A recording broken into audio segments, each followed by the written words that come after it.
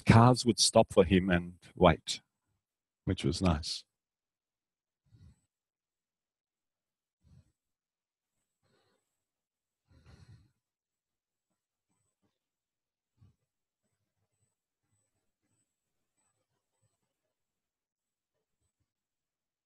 Lie with your legs long, your arms alongside you.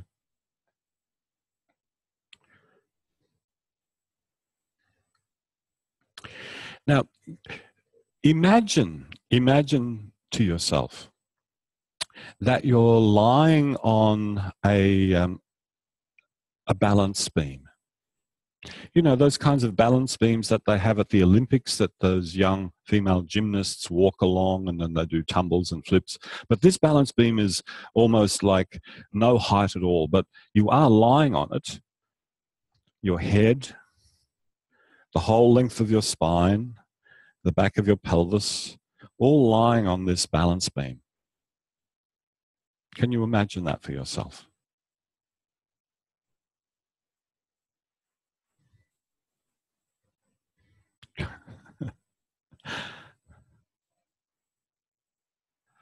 Now, if you're lying on such a balance beam, it kind of divides your body left and right.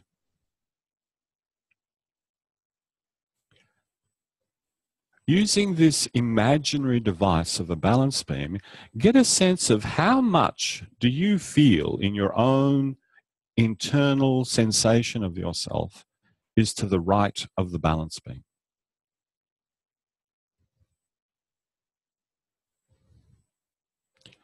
And I don't mean, please recall what you saw in the mirror this morning. That's something different. At this moment, as you're lying there, how much do you feel of yourself is to the right of that balance beam?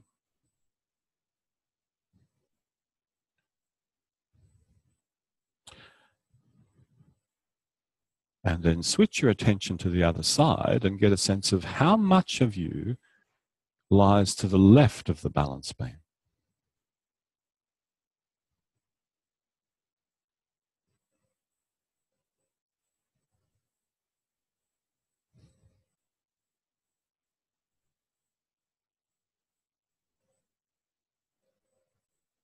And stop.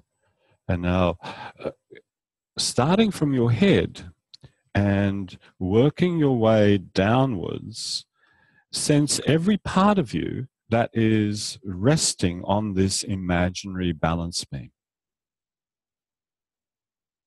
So land with your attention somewhere, stop, appreciate a few moments. What's the quality of contact? Where is the contact on your body? Where is the contact on the balance beam? And then go on.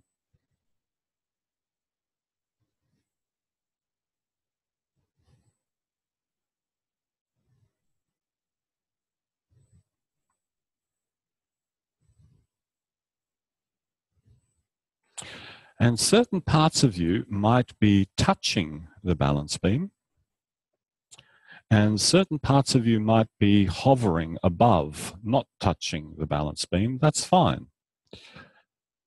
Notice those places that lie along this longitudinal balance beam going from head to pelvis.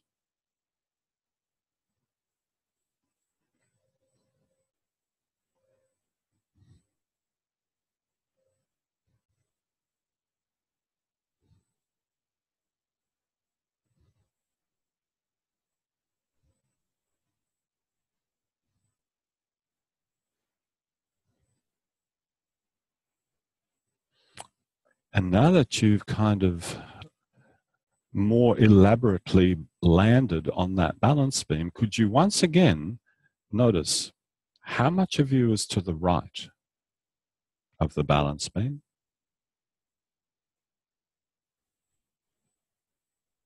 In terms of your felt sense. And then how much of you is to the left of the balance beam?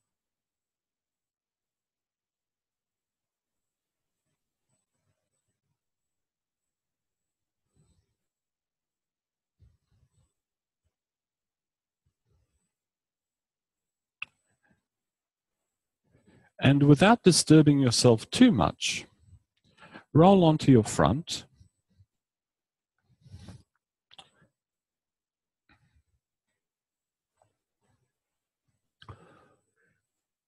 And now, lying on your front, imagine yourself being on that same balance beam. Now, in your imagination, if the hardness of the wood is a little bit too much to bear on your face, just make it whatever material you like. It doesn't really matter. But just imagine yourself lying on that longitudinal balance beam, spanning from your head through the middle of your torso onto your pelvis.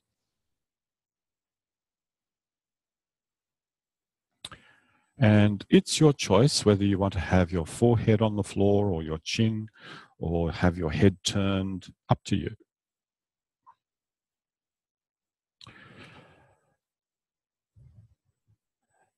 Now, in this new position, how much of yourself is to the left of the balance beam? And how much of yourself is to the right of the balance beam?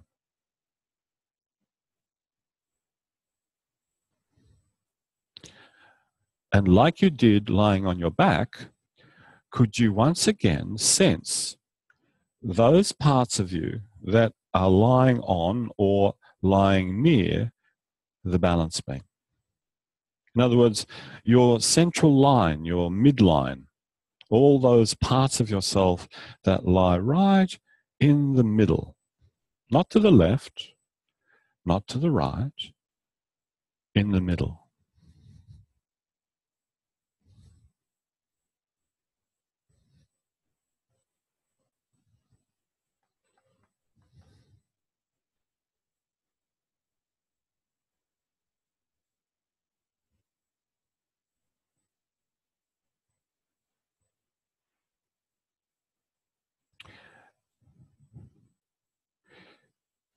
Now, go one step further. If you project that balance beam beyond your torso, which leg is lying further away from the balance beam?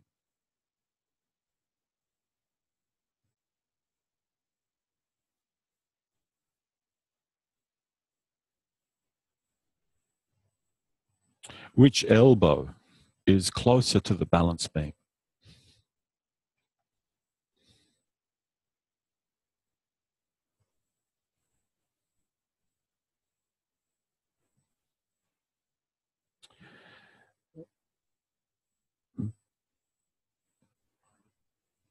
Let that be. Slowly, but turn your head to the right and rest the left side of your face on the floor.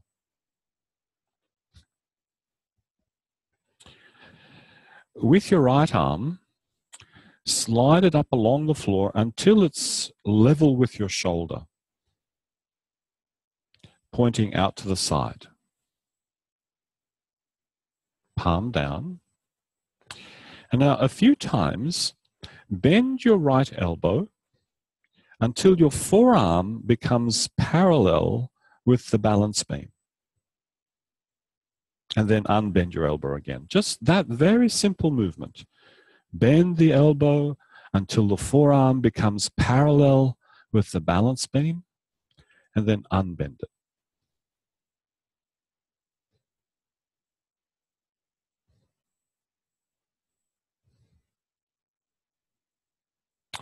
Your arm starts off out to the side. Your face is directed in the same direction as the right arm is pointing outwards to the side.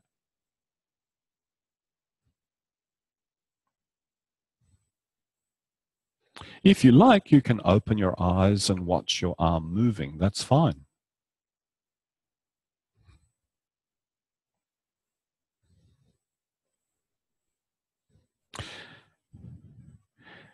Great. Please place your right arm wherever you like. And now with your left arm, have your left arm out to the side at shoulder level, but your head is now still pointing off to the right. Your face is directed to the right. And begin to bend your left elbow so that the forearm becomes parallel to the shoulder, to the balance beam.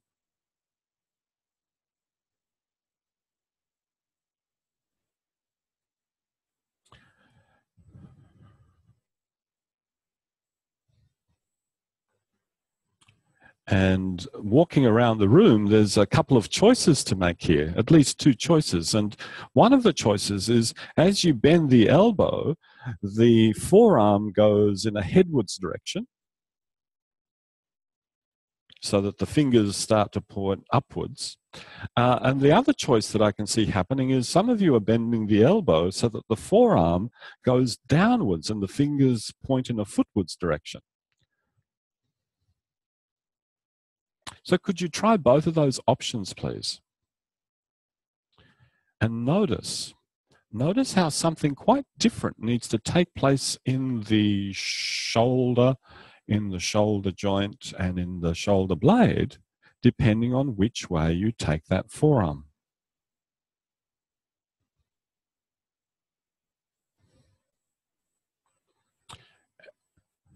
And something else. In one direction, the palm will be towards the ceiling. In the other direction, the palm will be towards the floor.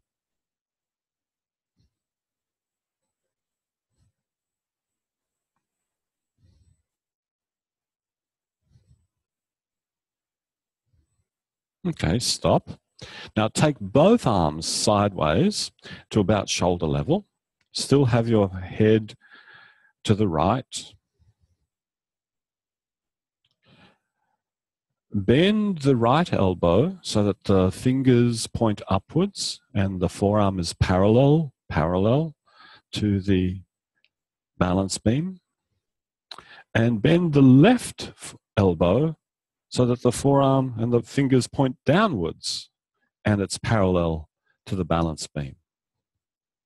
So right forearm upwards, left forearm downwards, and return. Just that movement.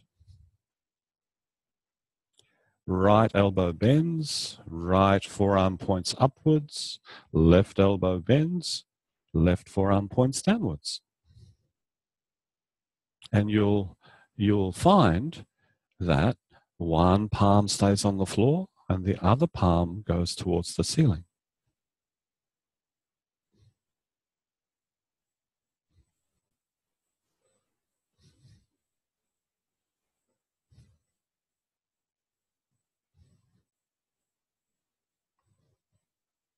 The next time that your forearms are parallel to the balance beam, stop there. And notice, are your elbows at shoulder height? What do you think? Or have your elbows kind of snuck down and up a little bit? Could the elbows be at shoulder height? Could you arrange your arms? Could you sense that in yourself, that the elbows could be at shoulder height and the forearms could be in this parallel position, which is a pretty kind of wacky position.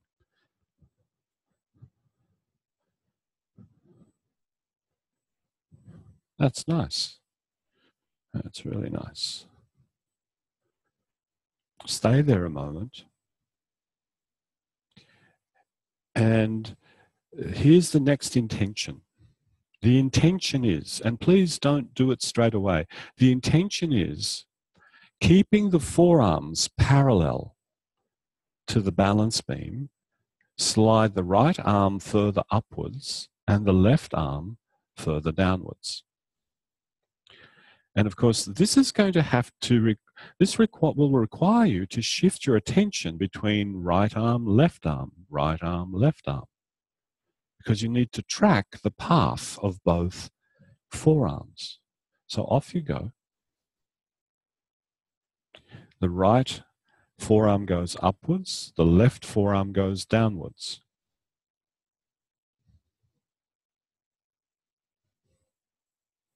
And then come back. Just do a little bit and then come back.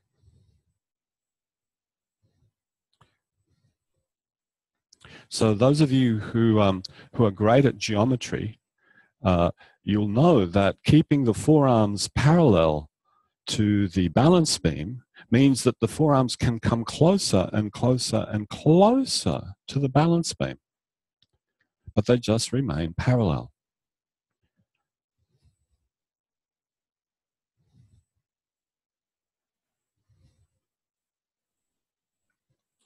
Please feel free to adjust the position of your legs, to adjust the position of your head.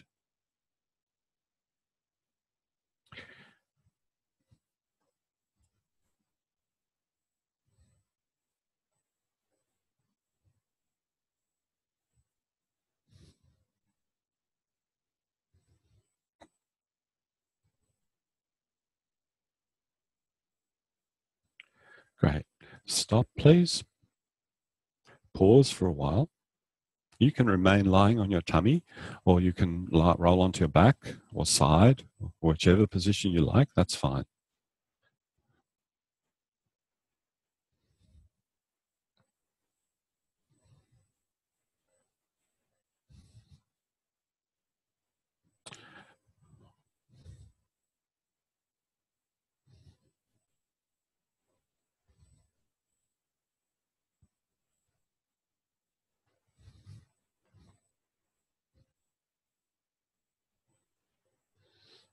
Okay, return to lying on your front and arrange your arms in that same configuration. Arms out to the side, right elbow bent with the forearm pointing upwards, parallel to the balance beam. Left elbow bent, forearm pointing downwards, parallel to the balance beam. And what would you call this position? If you were going to give this position of the arms a name, what would you call it? Sorry? Half cactus. The cactus position. Oh, good. That'll do. This is the cactus position. What? Sorry? Okay, the cactus position of the arms. All right. But just don't make yourself cactus. Now, lift both arms from the floor simultaneously and put them down. And as you do that, pay close attention to your breathing, that you don't clamp down on your breathing as you lift the arms.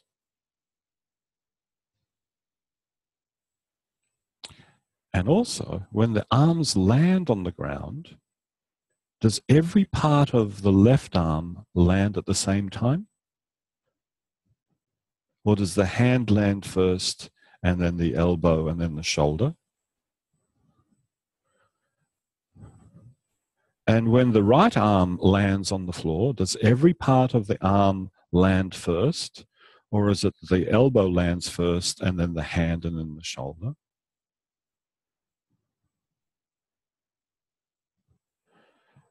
Please continue for a little while. The height of the lift is totally unimportant, but the quality of your intention is what's important.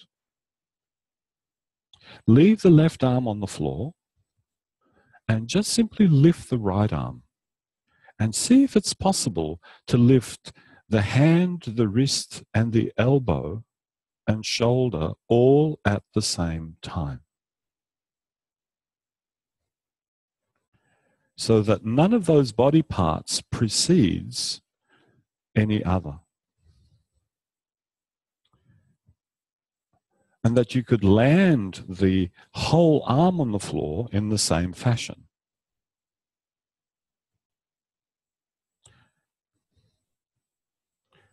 Now, just to reconfirm, the right forearm is pointing upwards, the left forearm is pointing downwards.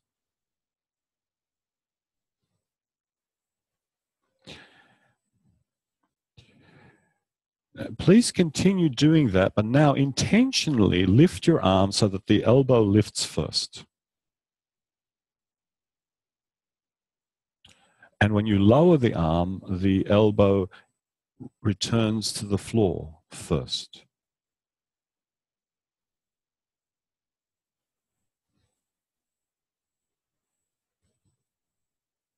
So it lifts first, it returns first.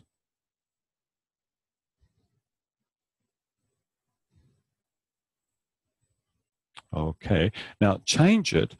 Lift the arm so that the wrist lifts first and the wrist and the hand return first.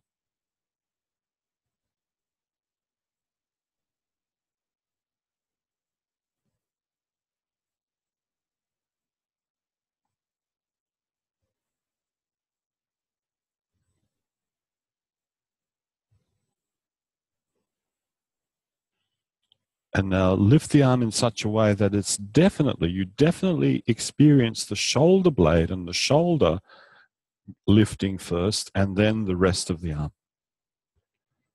And the shoulder lowering first and then the rest of the arm.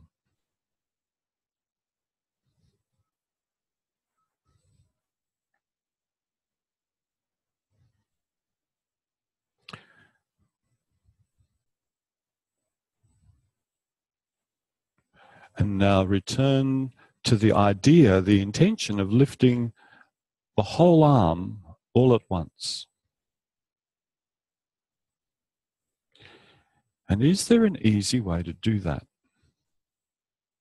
Is there a way of imagining or conceiving of this movement where the arm would just lift all at once?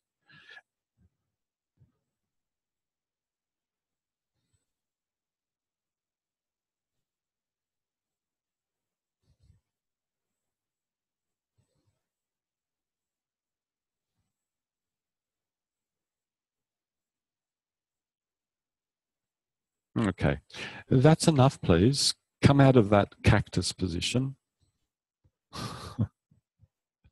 Rest a bit. Before your cactus, yes, that's right. You know, life can get a little bit prickly at times, you know. Life can get a little bit prickly at times. Yeah. You might get prickly. I don't want you to get prickly. From just having done that, do you have a different sense of your left arm and your right arm?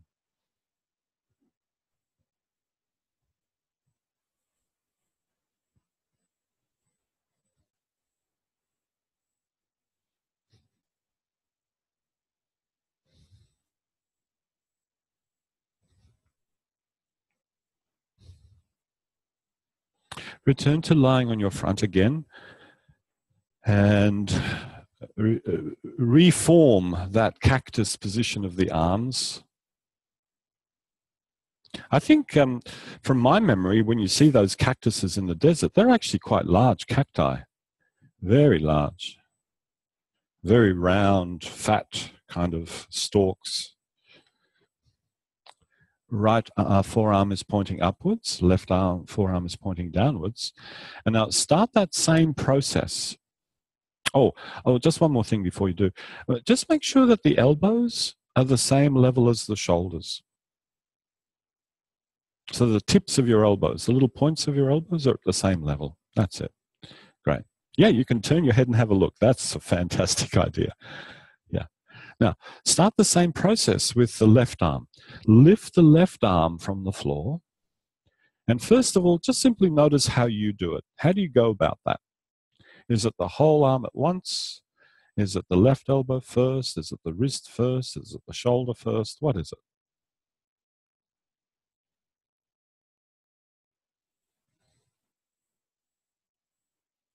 it? Your face is still turned to the right. That's the way the lesson's structured.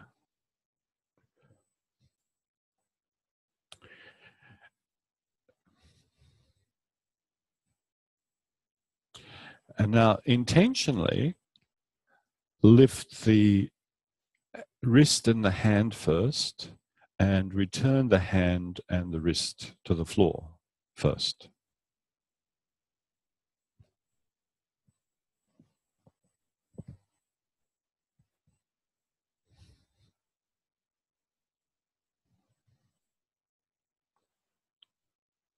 And notice how that produces a particular movement in the shoulder joint.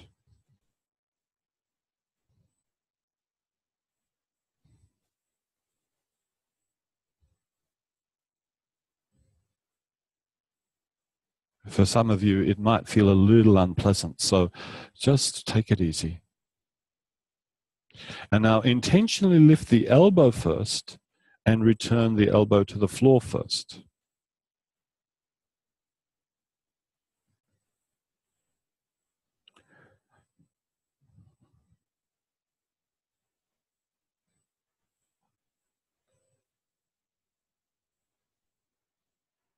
Now continue what you're doing. Lift the elbow first, but let the elbow return to the floor last. So elbow first, then elbow last. How much tension do you need in that left hand? And now lift the left shoulder first and bring it to the floor last.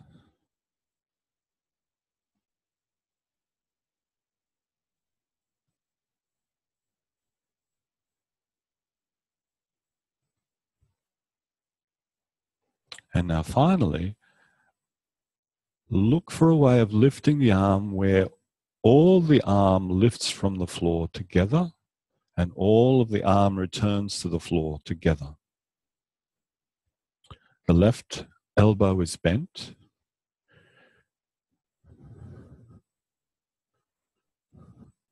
The left forearm is pointing downwards.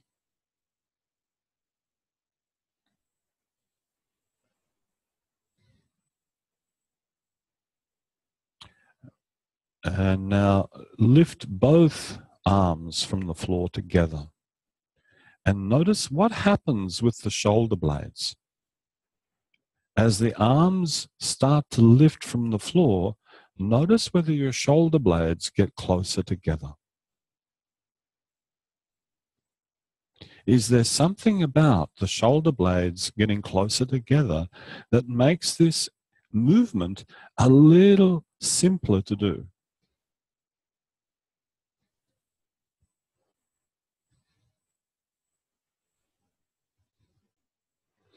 You could almost think of the shoulder blades coming towards that balance beam, converging towards the balance beam. And given that the balance beam and your spine are on the same line, well, your shoulder blades are moving towards your spine.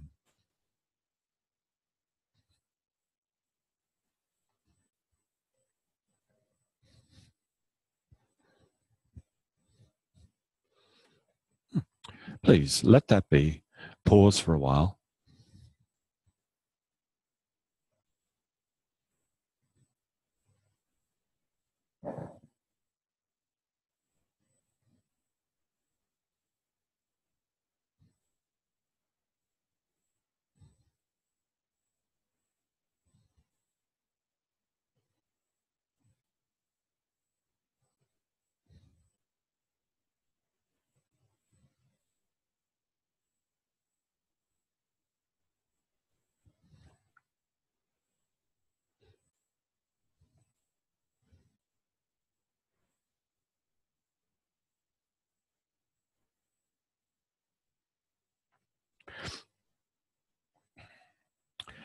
Roll onto your front again.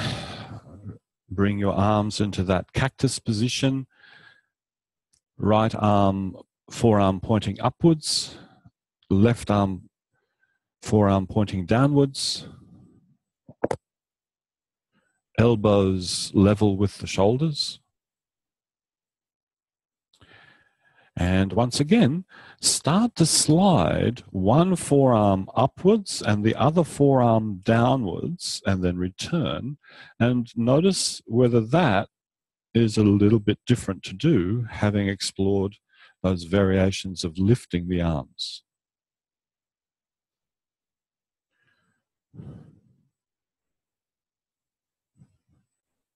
Notice how far can the right arm go upwards easily, and how far can the left forearm go downwards easily. The forearms stay parallel to the spine. The forearms stay parallel to the imaginary balance beam that you're on. That's it. That's nice. And as you make this movement more and more, please pay attention to whether anything else is going on, especially in the area of your pelvis.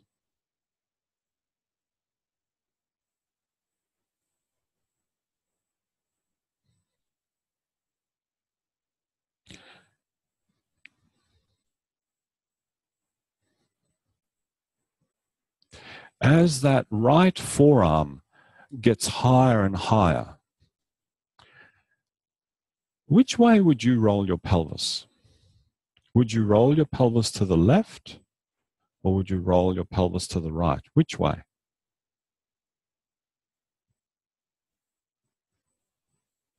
Which way makes sense?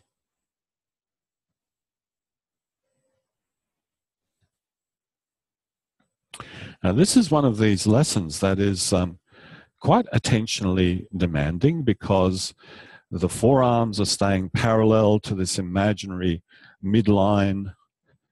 You've got your head turned one way, you've got the other arm behind you, and then you're thinking, what do I need to do with my pelvis?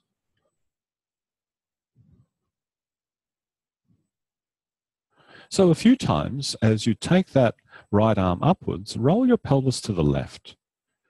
And by that, I just simply mean lift the right hip a little further from the floor so that the left side presses a little bit more into the floor. That's rolling your pelvis to the left. Yep. Your right hip will come further from the floor. The left hip will lean more into the floor. That's it. That's exactly it.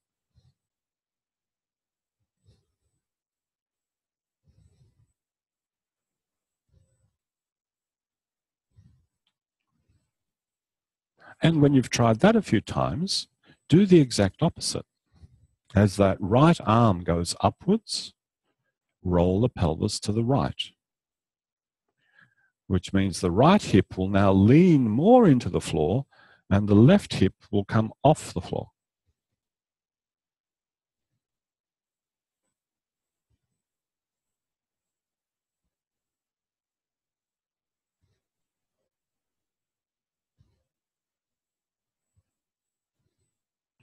Notice how those different kinds of movements of the pelvis relate to what you're doing with your arms.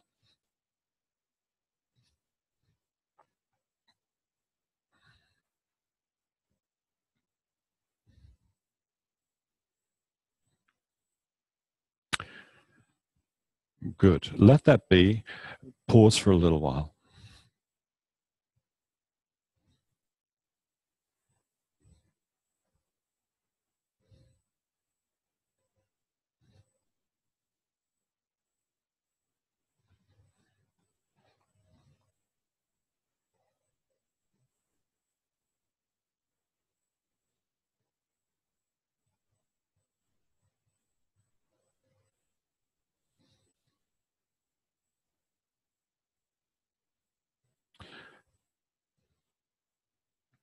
If we take vision, the eyes, as a metaphor for paying attention, and I think we did this a little bit last week, but if we take the eyes as a metaphor for paying attention, then there's a certain part of your attentional field that is very crisp and precise. You can pick up lots and lots of detail.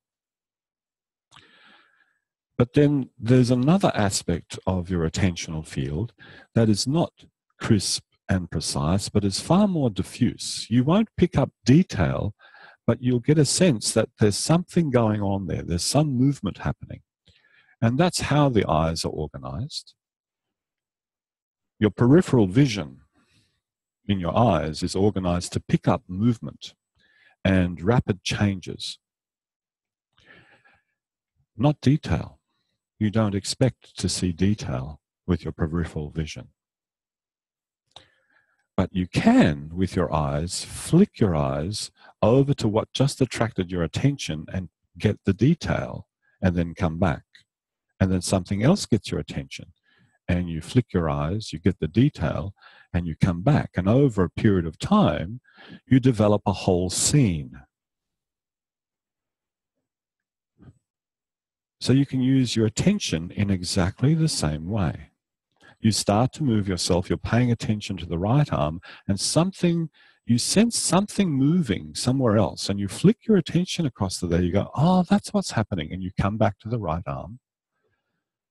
And then you start to bring your arm back, and you go, so there's something happening over there. I sense something's happening. You take your attention there, you pick up on that detail, and then you go, that's that detail, and that's how it relates to that arm movement. It's a very constructive process. And initially, when you're starting to do this with your attention in terms of movement, it takes a while, you need time, but the more you practice, the better you become at it, until it feels like you really can notice all the details without any struggle.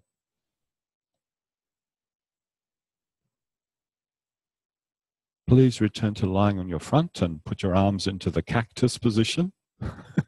I love that title.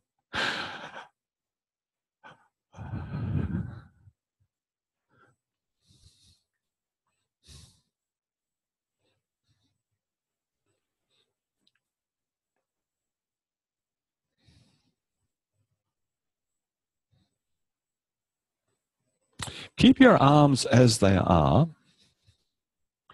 Bend your bend your knees so that the soles of your feet are towards the ceiling. And very simply, tilt both of your legs to the left and bring them back. Do that several times. Notice how your pelvis also rolls to the left.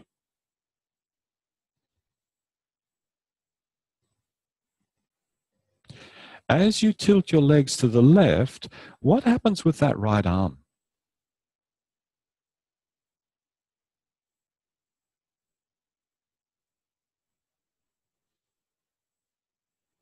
If you wanted to tilt your pelvis even further to the left, what would you need to do with the left arm? It kind of gets in the way, doesn't it? Which direction would you slide it? It's just a question. You don't even have to move the arm. But if you ask yourself that question, you'll quickly get a sense of what the left arm would need to do.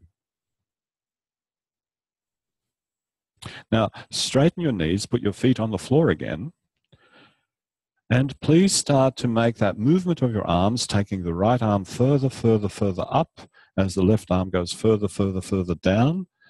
Always, always parallel to the balance beam and your spine.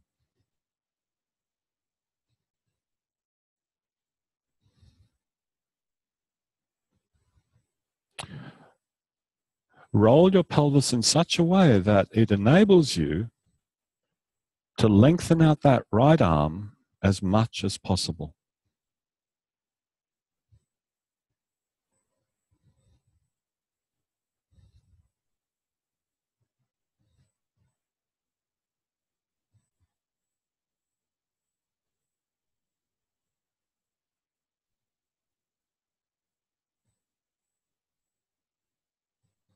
Come back. Return your arms to the cactus position. Bend just your right knee. Start to tilt your right leg to the left and bring it back. Notice how your pelvis rolls to the left.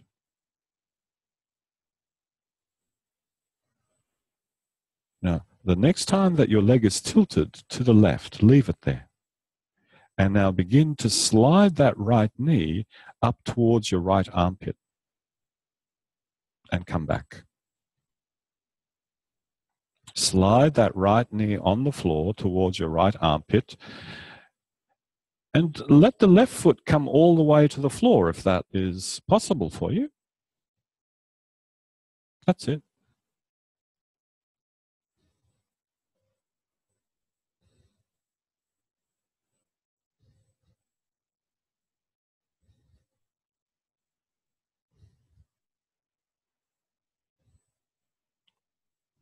Okay, leave both legs long.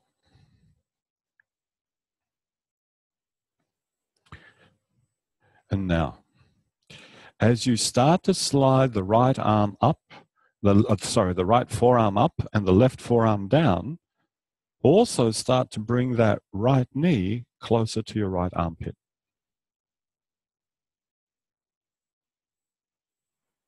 That's it. And time it. Look for the timing, because if you slide that right knee too quickly, that bend in the left arm is going to kind of interfere. So when does it make sense to complete the sliding of the knee?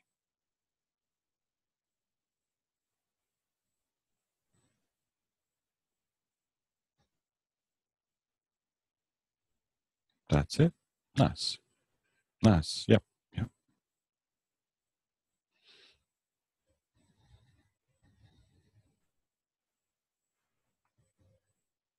And you might also notice the closer the knee gets to the armpit, the more space there is between your right armpit and the floor.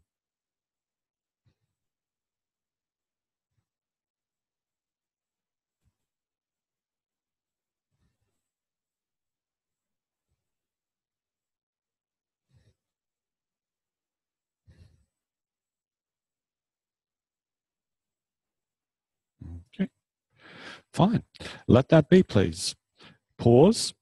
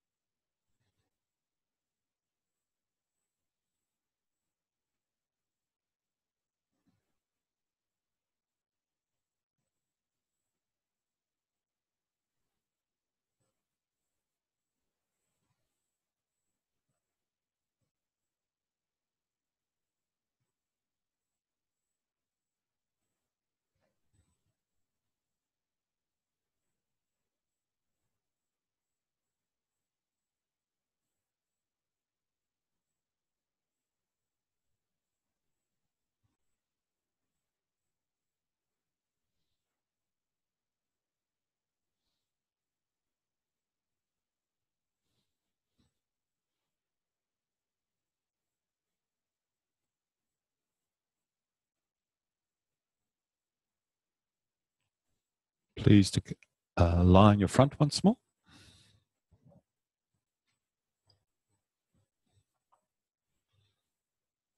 Bring your arms into that cactus position.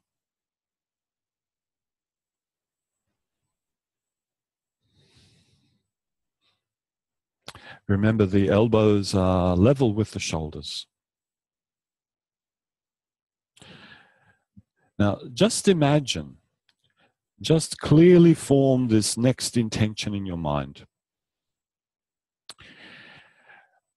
You'll be once again lengthening both arms, the forearms parallel, traveling upwards, downwards, respectively. But the right arm, at a particular moment, as it starts to almost straighten completely, starts to go across the midline, across to the other side of the balance beam, as if you wanted to touch your left shoulder with your right hand. I'll say that again. Imagine the arms sliding, getting longer, longer, longer, and then there's a moment when the right arm gets really long. And as that right arm gets really long, it starts to cross over to the other side, to the left side of the balance beam, as if you wanted to touch the tip of your shoulder, left shoulder, with your right hand. So that's your journey. Please start to explore that.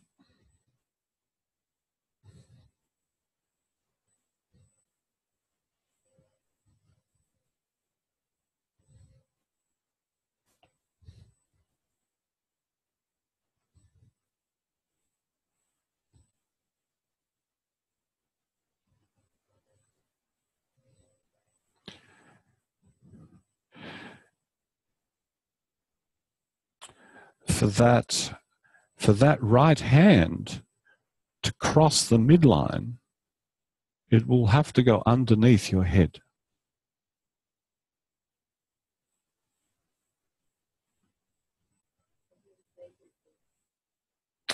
I haven't specified, so you can rely on your previous experience and use whatever you experienced before that might help. Stay lying on your front. With a little bit of latitude, you can lift parts of yourself off the ground when necessary. But for most of the time, leave as much of yourself on the floor as possible. Don't lift anything unnecessarily. And that will change over time, of course. The upper arm goes underneath your head. Yeah, underneath.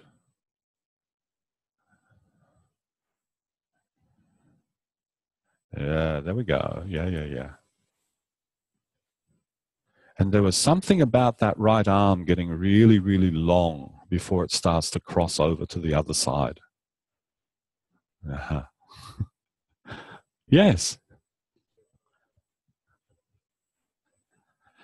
There's a moment that it's absolutely parallel, but then as soon as it crosses the midline, it's no longer parallel. Yeah. Because geometrically speaking, when your arm is at full extension, that's as parallel as you're ever going to get. That's it. Yeah. Now, that right upper arm goes underneath the head, between your head and the floor, not over the top of the head. Initially, you might find that you need to roll a long way to the right, but eventually that does not need to happen. So remember, more or less, stay lying on your front. Lift only what's necessary.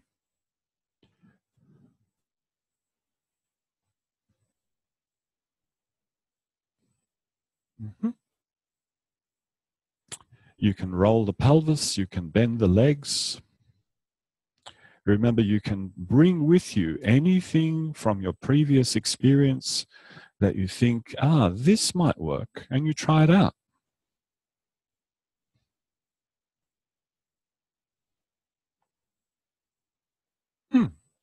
Nice. So you found your way underneath your head. That's good. Nice. And for some of you, you might be able to slip that right hand underneath the front of the left shoulder and rest the shoulder in the hand like a sausage would rest on a plate.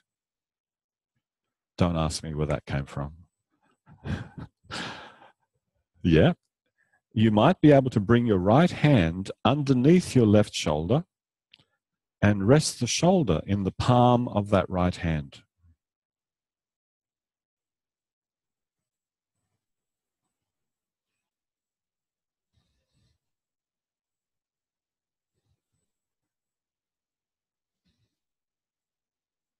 Yeah, that's it. Nice. Yep. There we go again. Beautiful. Yeah. Nice.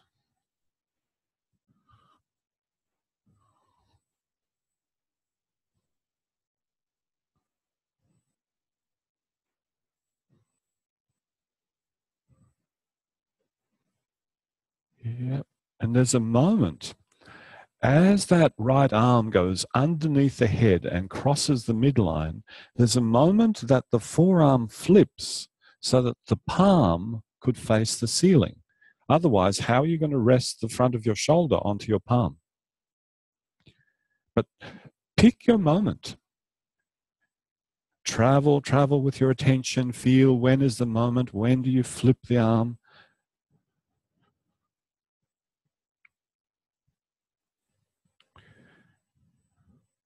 And as I'm looking across the room, many of you are starting to reduce how much you're lifting yourself from the floor. That's great.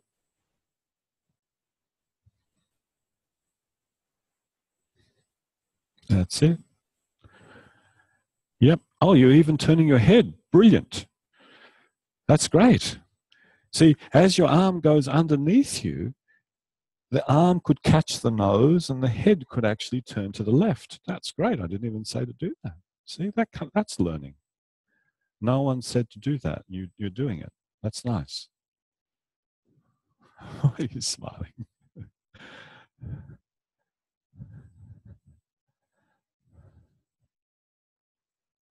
Yeah. Yeah. Nice.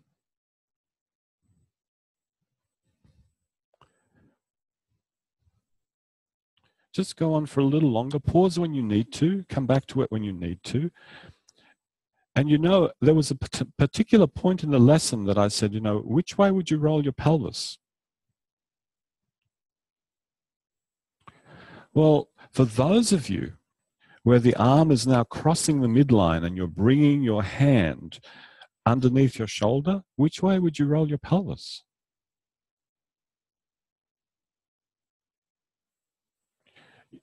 You might initially bring that right knee up,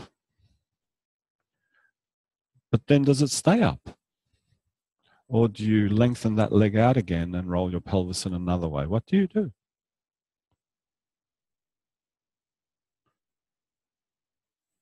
And this is one of the most trickiest things about human action in terms of organizing movement. Last week I said, you know, if you try to do a running commentary on which muscles are working, it's almost an impossible task. So the same thing here. In this complex activity of taking your arm upwards and then sweeping it across the midline to the left, there's a whole series of different arrangements of the skeleton that needs to happen. And you're using your attention to find out what is that arrangement? How do the skeletal parts go together? That's it. So there's a moment when one knee can be bent up, and then there's a moment when the other knee can be bent up. And everything is in flux.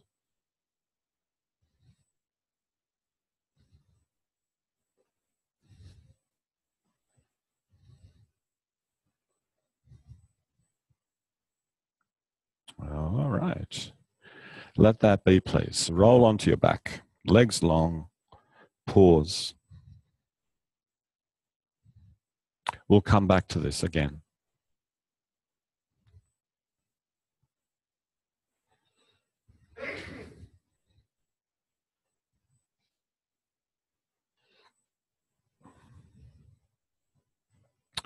Imagine yourself on that balance beam again. Not much of a balance beam because it's like almost no height from the floor, zero height. But it gives you a clear sense of your midline and what's to the left of the midline and what's to the right of the midline. So how do you experience yourself relative to that balance beam now? What parts of, how much of yourself do you feel is to the right of it? How much of yourself do you feel it's to the left of it? And what's in the middle?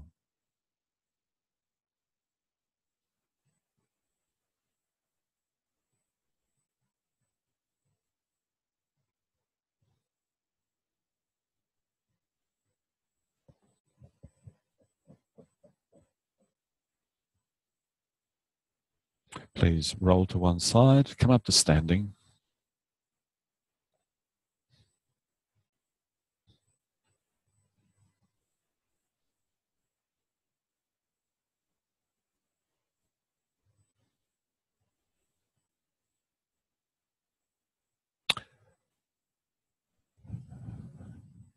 Notice how the arms are relative to your own torso. How do you support your arms?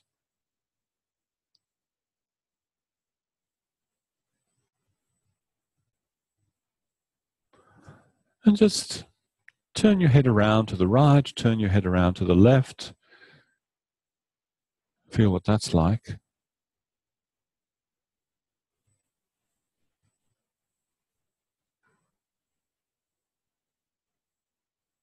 Great. Okay, so while you're standing there, could you please pair up with somebody?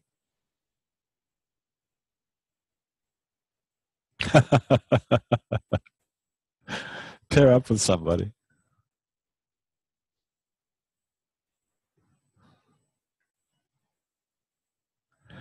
And this will be your buddy after the break. So please go and have a break, and then you'll come back with the same buddy.